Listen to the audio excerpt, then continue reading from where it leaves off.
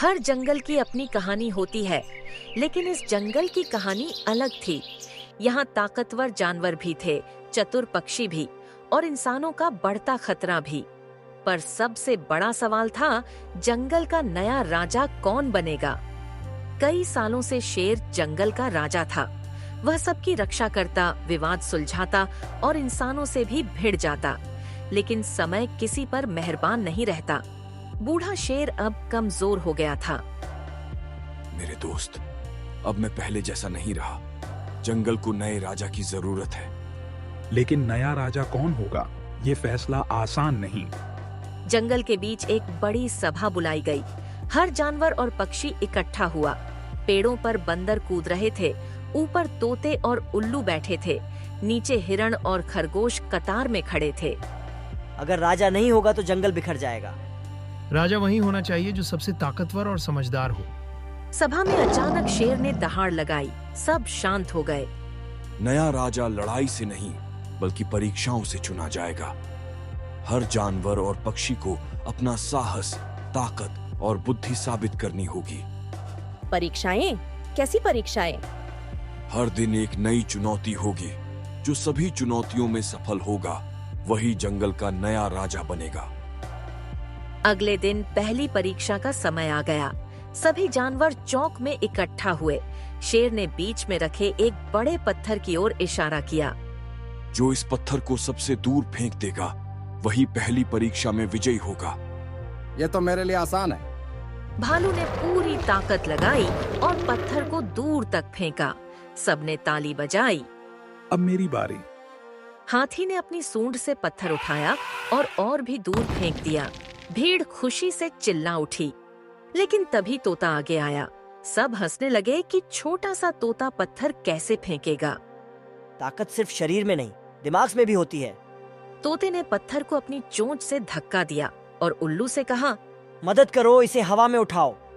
उल्लू ने अपने पंखों से पत्थर को उठाया और बहुत दूर ले जाकर गिरा दिया। सब हैरान रह गए। सभा में शोर मच गया। क्या यह चालाकी थी या असली जीत? ये तो नियम तोड़ना हुआ। नहीं, ये तो दिमाग का इस्तेमाल था। ताकत का मतलब सिर्फ अकेली शक्ति नहीं, सहयोग और दिमाग भी ताकत है।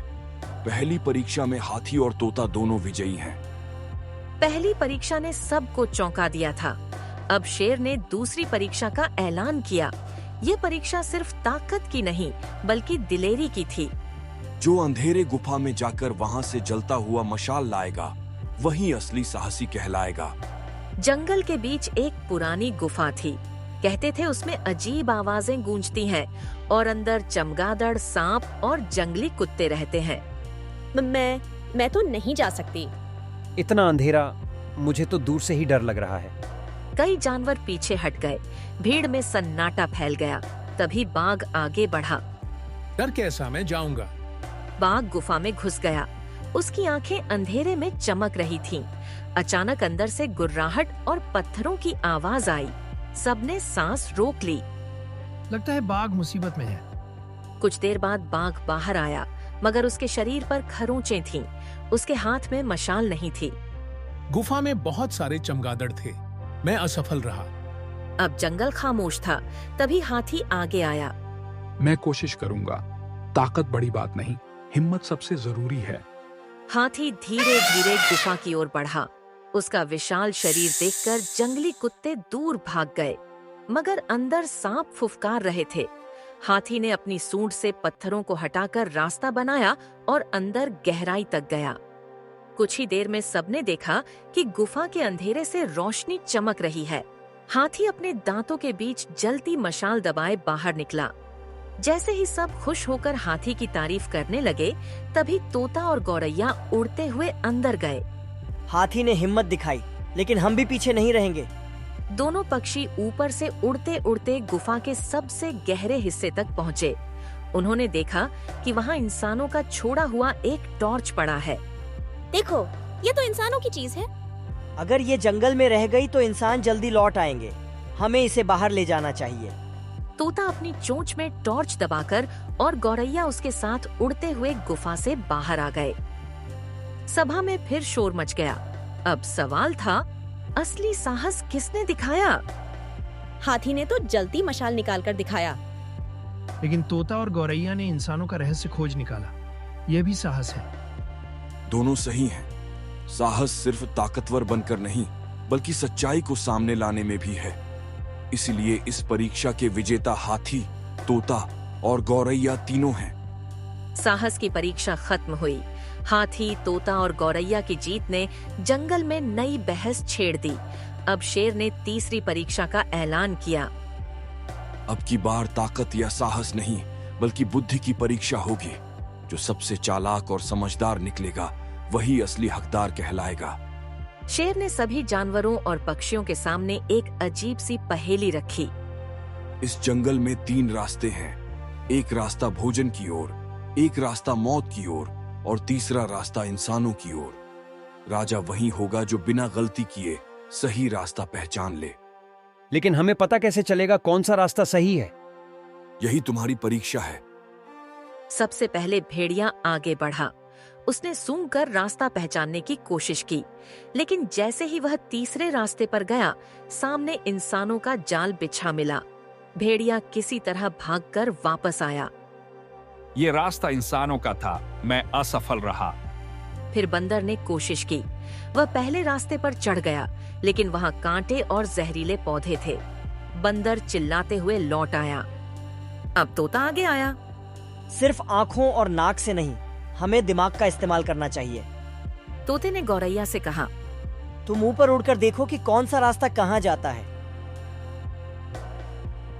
गौरैया ने ऊपर से उड़कर देखा और वापस आकर बोली, दूसरे रास्ते पर हरी घास और झरना है, वही भोजन की ओर जाता है। तोता हंसकर बोला, यही असली दिमाग है। अकेले कोशिश करने से बेहतर है टीम बनाना। लेकिन तभी हाथी ने गहरी आवाज में कहा, सिर्फ पहेली सुलझाना ही बुद्धि नहीं है। असली बुद्धि ये है कि हम इंसानों के रास्ते को भी याद रखें, ताकि आने वाले खतरे का सामना कर सकें। हाथी ने पत्थरों से इंसानों वाले रास्ते को बंद कर दिया और कहा, अब वे आसानी से अंदर नहीं आ पाएंगे। सभा में सभी जानवर और पक्षी हाथी और तोते की चालाकी देखकर दंग रह गए। तोते ने पहेली हल की और हाथी ने भविष्य की सुरक्षा की सोच रखी। दोनों ही असली बुद्धिमान हैं। सही कहा। असली राजा वही होगा जो दूसरों की मदद ले, सबकी रक्षा करे और आगे का सोच सके। 3 कठिन परीक्षाओं के बाद जंगल में हलचल थी। हर कोई अपनी अपनी जीत गिन रहा था। तभी शेर ने दहाड़ लगाई। अब तक तुमने ताकत, साहस और बुद्धि दिखाई, लेकिन असली राजा वही होगा जो सबको साथ लेकर चल सके। चौथी परीक्षा है एकजुटता।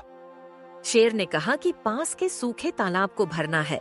अगर पानी नहीं आया तो छोटे जानवर और पक्षी प्यास से मर जाएंगे। लेकिन ये तो असंभव है। इतनी दूर नदी से पानी कौन लाएगा? एक अकेला ये काम नहीं कर सकता। यही असली परीक्षा है। अगर तुम सब मिलकर काम करोगे तभी सफल होगे। हाथी सबसे पहले आगे बढ़ा। उसने अपनी सूंड से नदी से पानी भरकर लाना शुरू किया। मैं अकेला जितना कर सकता हूँ उतना करूंगा, लेकिन ये काम अकेले का नहीं है। तभी बंदर कूदते हुए आए और डालियों से बाल्टी जैसी टोकरियां बना दी। अब छोटे जानवर भी पानी ला सकेंगे। तोते और गौरैया ने ऊपर से उड़कर सबको दिशा दिखाई ताकि रास्ता न भटके। सीधे उड़ो, यही सबसे छोटा रास्ता है। खरगोश और गिलहरी पानी की छोटी छोटी बूंदें अपनी पीठ पर ले जाते रहे। थोड़ा थोड़ा ही सही, पर हम भी मदद करेंगे। अगर सब मिल जाए तो छोटा काम भी बड़ा बन जाता है। याद रखो, अकेला कोई भी राजा नहीं बन सकता। असली ताकत सबको साथ लेकर चलने में है। तालाब पानी से भर चुका था। जंगल में फिर से जीवन लौट आया था। लेकिन अब शेर ने अगली परीक्षा का ऐलान किया, त्याग की परीक्षा। राजा बनने के लिए सिर्फ ताकत और बुद्धि नहीं, त्याग की भावना भी चाहिए। आज तुम्हें यह साबित करना होगा कि तुम अपनी सुविधा छोड़कर दूसरों के लिए जी सकते हो। शेर ने सबको पास के मैदान में ले गया। वहाँ ढेर सारे फल रखे थे, लेकिन नियम साफ था। जो सबसे अच्छा हिस्सा दूसरों को देगा और खुद कम से कम पर संतुष्ट रहेगा, वही इस परीक्षा में विजयी होगा। बंदर तुरंत कूद पड़ा और केले उठाने लगा। मैं ये सबसे पके केले बच्चों के लिए रख दूंगा। लेकिन देखते ही सबने गौर किया कि बंदर ने अपने लिए भी कुछ अच्छे केले छुपा लिए थे। यह त्याग नहीं, चालाकी है। भालू आगे बढ़ा और उसने शहद की पूरी गुफा सबके सामने रख दी। मुझे शहद सबसे ज्यादा पसंद है, पर अगर ये सबके काम आए तो मैं इसे छोड़ देता हूँ। तभी एक घटना ने सबको चौंका दिया। अचानक एक घायल तोता जमीन पर गिरा। उसके पंख पर चोट लगी थी। अरे, इसे अभी फल की जरूरत है। हाथी तुरंत आगे आया।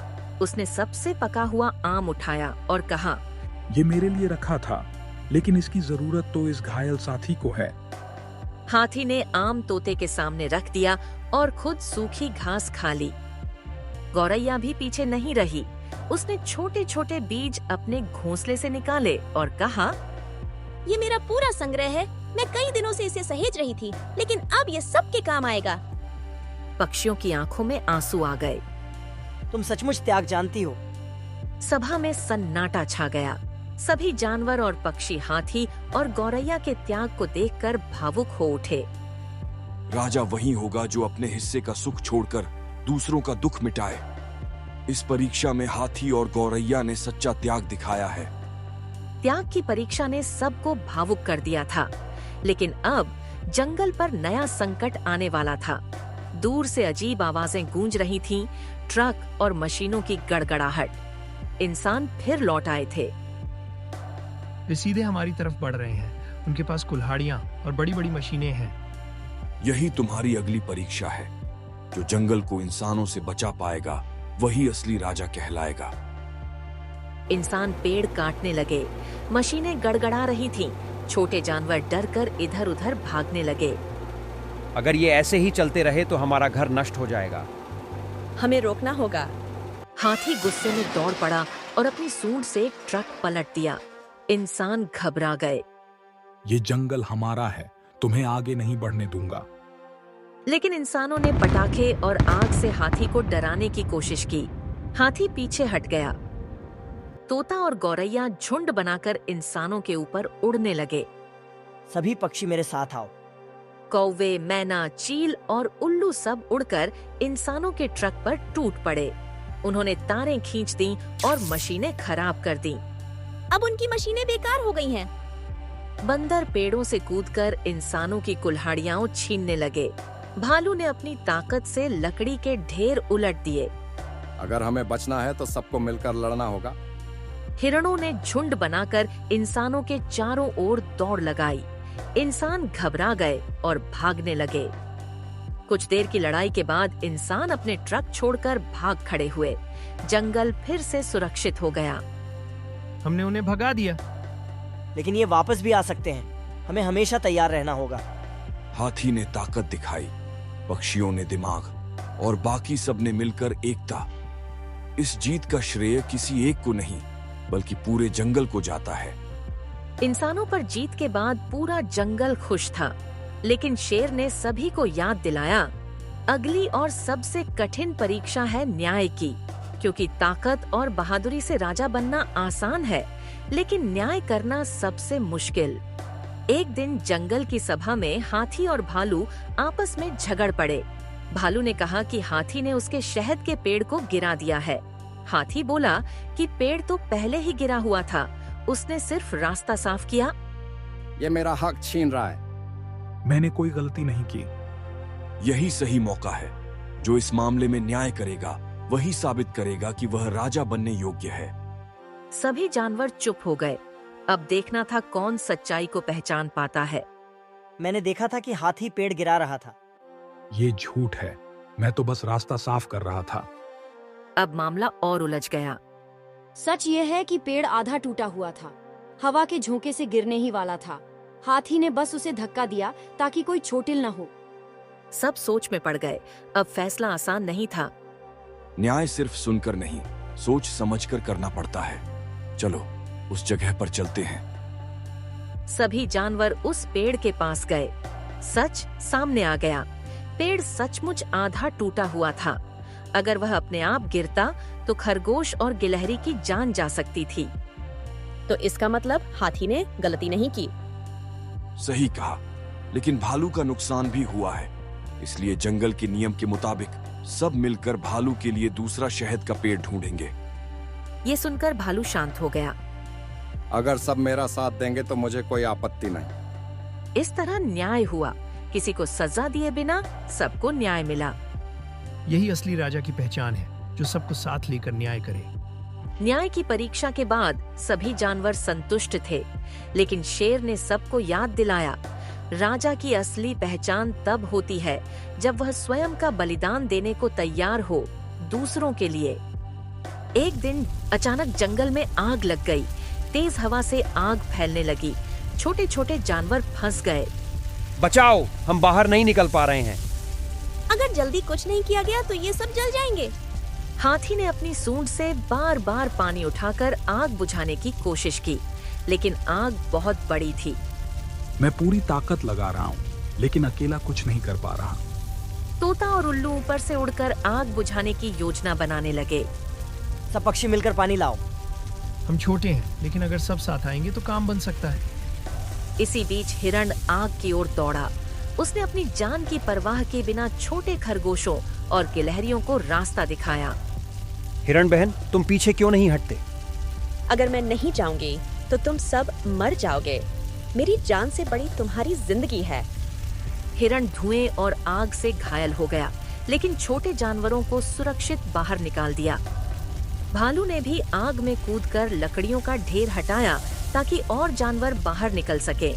बंदर ने जलते पेड़ पर चढ़कर पंछियों के बच्चों को सुरक्षित उतारा।